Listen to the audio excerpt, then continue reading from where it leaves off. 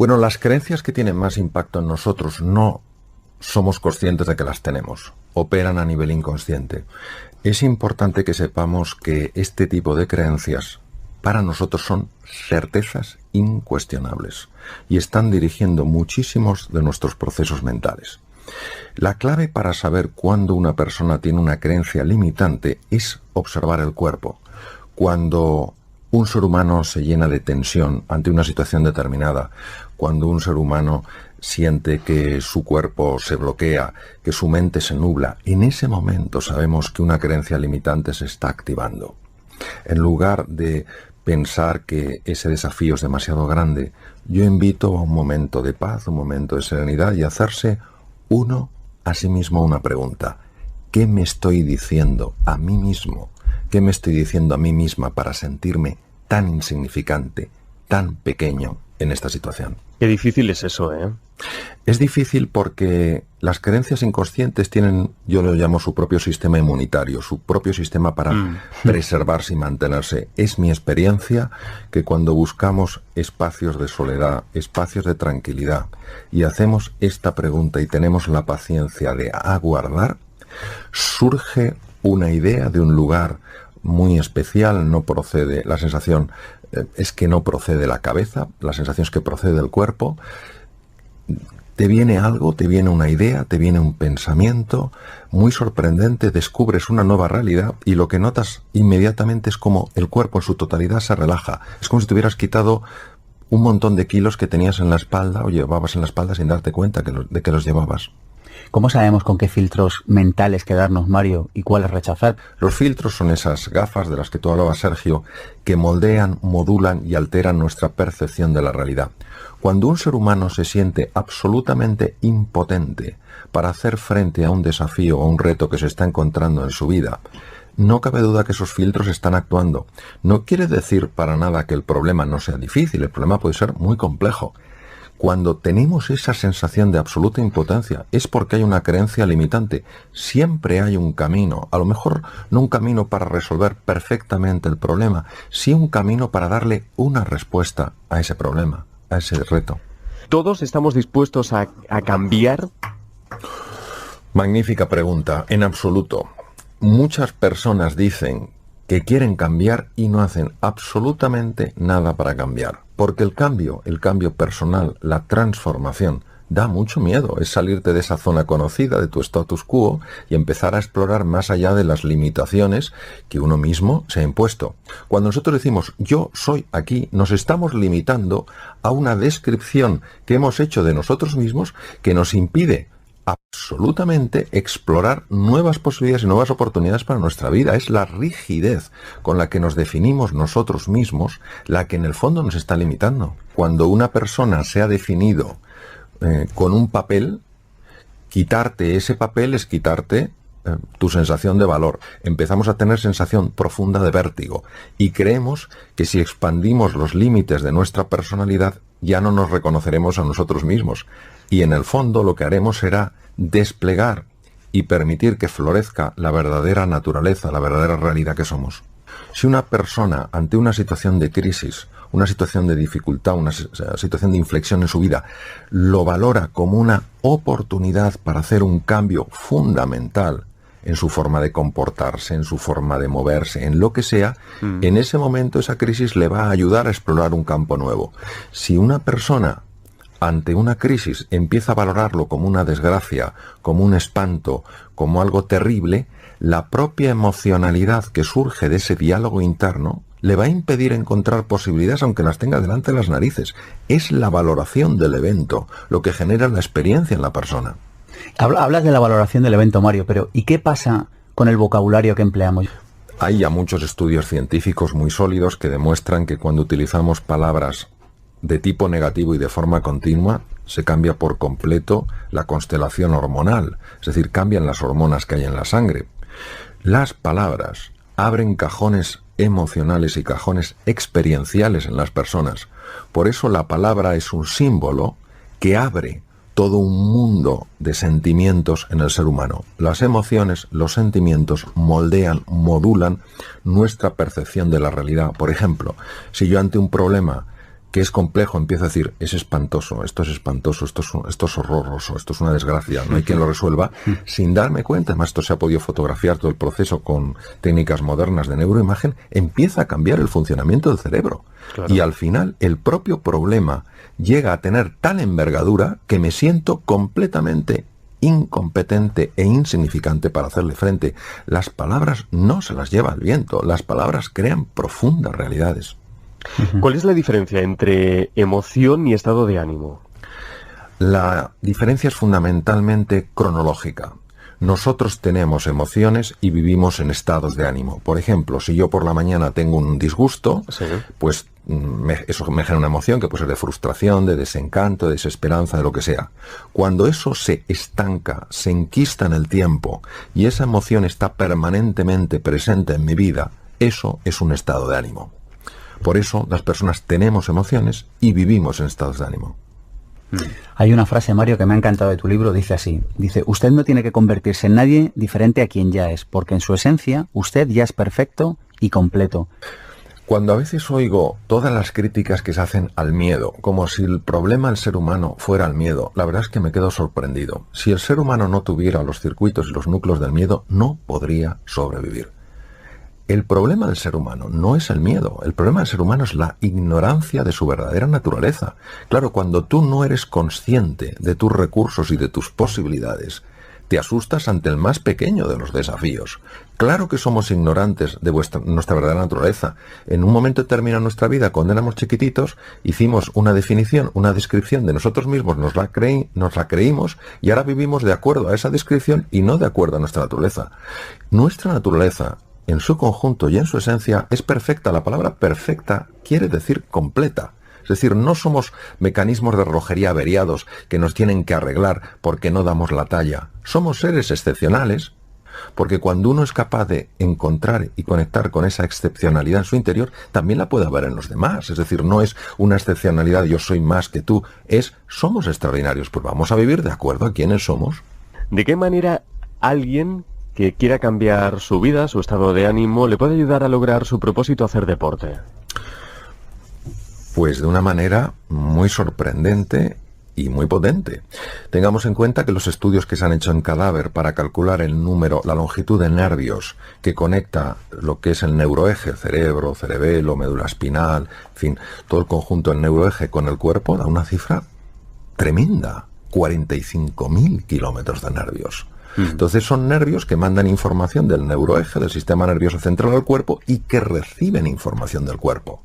Sabemos, por ejemplo, que las personas que hacen ejercicio físico, no tiene que ser deporte, sino ejercicio físico de una manera habitual, media hora al día, andando deprisa, 5 días a la semana, sabemos que aumenta la población de neuronas del hipocampo. Esto se describió en el año 2002. Sabemos que las personas que hacen ejercicio físico cambian su constelación hormonal y son mucho menos susceptibles a los vaivenes emocionales cuando nos encontramos con dificultades en la vida. Sabemos que las personas que hacen ejercicio físico viven más tiempo. Sabemos que son menos susceptibles a padecer carcinomas, a padecer tumoraciones malignas. Necesitamos retomar este papel trascendental que juega el cuerpo en todo lo que es la vida completa de un ser humano. Yo te pregunto, ¿cuál es la diferencia entre aceptar lo que sucede y estar resignado? La aceptación solo significa reconciliarse con la realidad. Es decir, asumir una realidad sencillamente porque es, aunque no me guste. La aceptación deja de resistirse a lo que es, deja de luchar con la realidad. Es decir, si a mí me diagnostican un tumor maligno, la aceptación no quiere decir que me guste, la aceptación no quiere decir que esté de acuerdo, la aceptación es que asuma que esa es la realidad y con esa realidad ahora tengo que jugar. ¿Qué ocurre cuando yo acepto? Que me aflojo muchísimo, que esa tensión de la rebeldía contra la realidad produce cambios muy negativos en el funcionamiento del cuerpo y del cerebro. La resignación es una actitud pasivo-agresiva, Es decir, no es que yo me ponga a dar gritos, no es que yo empiece a dar voces, pero hay una resistencia, hay un rechazo oculto a esa realidad. Sabemos que la actitud pasivo-agresiva, mantenida en el tiempo cuando es un estado de ánimo, produce una elevación de una hormona que se llama cortisol y que es muy negativa en el funcionamiento, por ejemplo, del sistema de defensa, del sistema inmunitario, en el metabolismo óseo, en el funcionamiento del tubo digestivo. Es decir, la aceptación me permite tomar acciones una vez que he asumido que esa es mi nueva realidad. Tiempo complicado el que nos toca vivir, tiempo muy complicado, doctor. Tiempo complicado y tiempo interesante.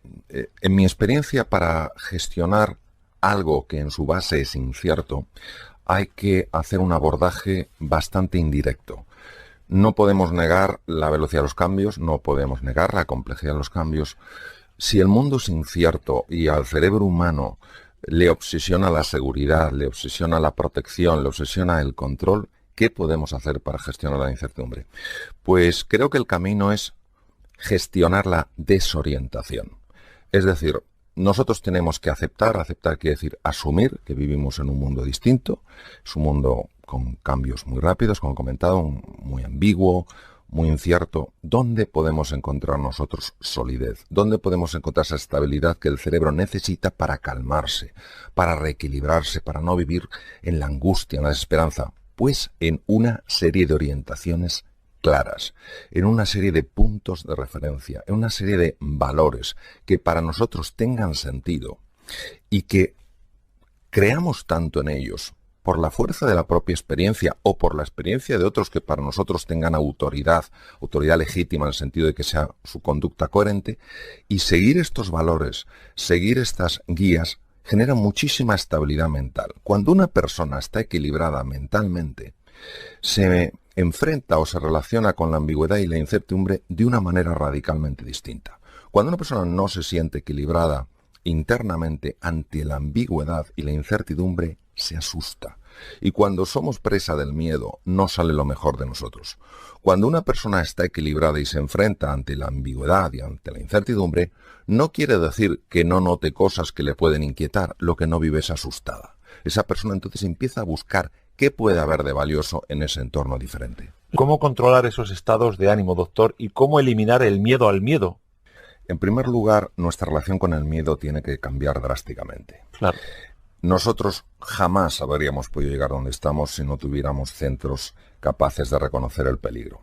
Entonces el problema no es cuando tenemos miedo, sino cuando el miedo nos tiene a nosotros.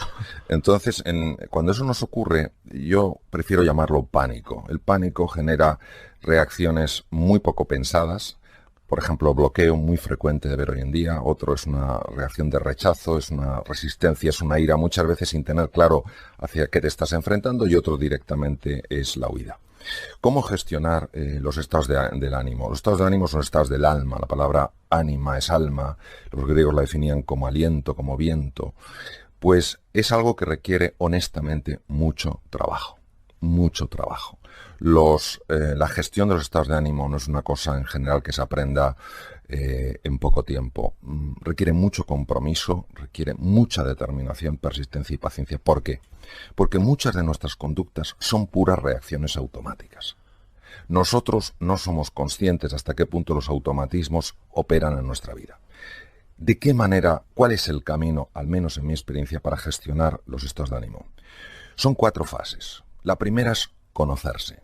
Tenemos que conocernos un poco. ¿Conocernos para qué? Conocernos para comprendernos. Muchas de nuestras reacciones automáticas que generan rechazo en nosotros mismos, hacia nosotros mismos, si nosotros comprendiéramos de dónde vienen, no generarían ese rechazo hacia nosotros mismos, aunque sí se rechaza hacia nuestra conducta. Es distinto rechazar tu conducta a rechazarte a ti mismo. Si tú te conoces y te comprendes, entonces te puedes aceptar. ¿Qué es aceptar? Aceptar es asumir humildemente que ese es tu punto de partida. Es decir, por ejemplo, yo cojo y digo, empiezo a conocerme, me comprendo y digo, bueno, tengo estas reacciones airadas, pues porque, francamente, cuando yo no me siento valorado, cuando yo me siento ninguneado, se produce en mí esto.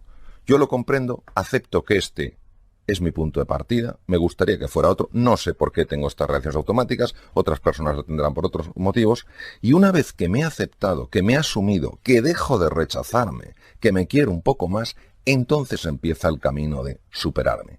¿Cómo me voy a superar si no me conozco? ¿Cómo me voy a superar si no me comprendo? ¿Cómo me voy a superar si estoy constantemente en lucha conmigo mismo? Estamos en una auténtica travesía del desierto y hay que tener el corazón muy insensibilizado para no darse cuenta de hasta qué punto hay personas que lo están pasando francamente mal. Y lo pase uno no tan mal, mejor o muy bien, no puede ser insensible al sufrimiento de muchas personas que han hecho todo lo que han podido por salir adelante y no están saliendo adelante. No por su falta de méritos o de capacidad, sino porque vivimos en un entorno en gran parte muy dañino, más que dañino, muy complejo, donde hemos perdido muchas referencias que son esenciales para encontrar nuestra felicidad. Sobre lo que comentas, Manolo, ¿cómo voy a estar yo en desacuerdo? El propio Gandhi decía, en su mundo de la India, una India muy compleja, una India con enorme grave pobreza, decía, a un pobre no le hables nada más que de pan, no le hables de cohetes, no le hables de cosas raras. Pues lo mismo, es decir, a una persona que está pasando una situación muy compleja, que ve que no puede pagar su hipoteca, que ve que tiene dificultades con el colegio de los niños porque no puede pagarlos, etcétera, etcétera, si le hablas de planos elevados, tienes que hablarle, pero conociendo su realidad, entendiendo su realidad. Y el propio Maslow, que es en realidad en los años 30 el que generó todo el estudio de las necesidades humanas y a partir de ahí el resto de los científicos, pues de alguna manera lo que han hecho es seguir sus guías. Él decía que las necesidades fisiológicas son las básicas. Para hablar de la trascendencia, pues tienes que cubrir esas necesidades. Ahora bien, dicho esto, añadiré lo siguiente. Hay personas que pasándolo muy mal no caen en la desesperanza. Hay personas que pasándolo muy mal no caen en el absoluto victimismo. Es decir, incluso en las peores circunstancias externas, ante las peores adversidades, la historia demuestra, no con muchos ejemplos, sí con algunos, que el ser humano es libre para tomar una resolución, que es la siguiente. Yo no puedo cambiar en este momento lo que me está ocurriendo. Yo sí puedo cambiar, aunque sea parcialmente, cómo estoy respondiendo frente a lo que me ocurre. A ver, yo no creo en las recetas mágicas, sí creo en las guías, sí creo en las referencias, sí creo en los principios y sí creo en los valores. Y creo que cuando una persona tiene unos principios claros, unos valores que le perfeccionan como persona, al final empieza a experimentar en su vida una transformación que puede tener tintes, entre comillas, mágicos. ¿Cómo no caer en la desesperación cuando a veces es casi imposible no caer en ella, doctor? Albert Camus, que ganó el Premio Nobel de Literatura en los años 50 y es un hombre de una enorme profundidad en su pensamiento, hablaba mucho de que la gran cuestión es el suicidio. ¿Por qué no nos suicidamos? Y cuando nosotros nos hacemos esta pregunta tan dura, tan difícil y tan profunda, nos damos cuenta de que no nos suicidamos porque hay cosas en nuestra vida que son hermosas. Hay cosas en nuestra vida que son valiosas, aunque a veces, lamentablemente, no las valoremos. Y tenemos una tendencia muy frecuente y muy dañina a fijarnos en aquello que nos falta y no en aquello que tenemos. Cuando nosotros nos hacemos una pregunta que es ¿qué tiene sentido en mi vida hoy? Y empezamos a salir de ese pozo de desesperanza, de esa negrura, nos daremos cuenta de que tenemos muchas cosas para sentir agradecimiento.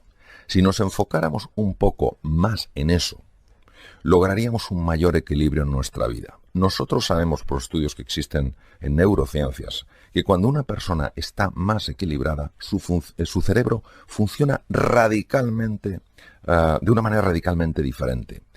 Aumenta la conexión entre las neuronas, la neuroplasticidad. Esto implica que la persona aumenta sus capacidades cognitivas, aumenta su inteligencia, aumenta su creatividad, aumenta su imaginación y, por tanto, puede encontrar alternativas donde antes no había ninguna.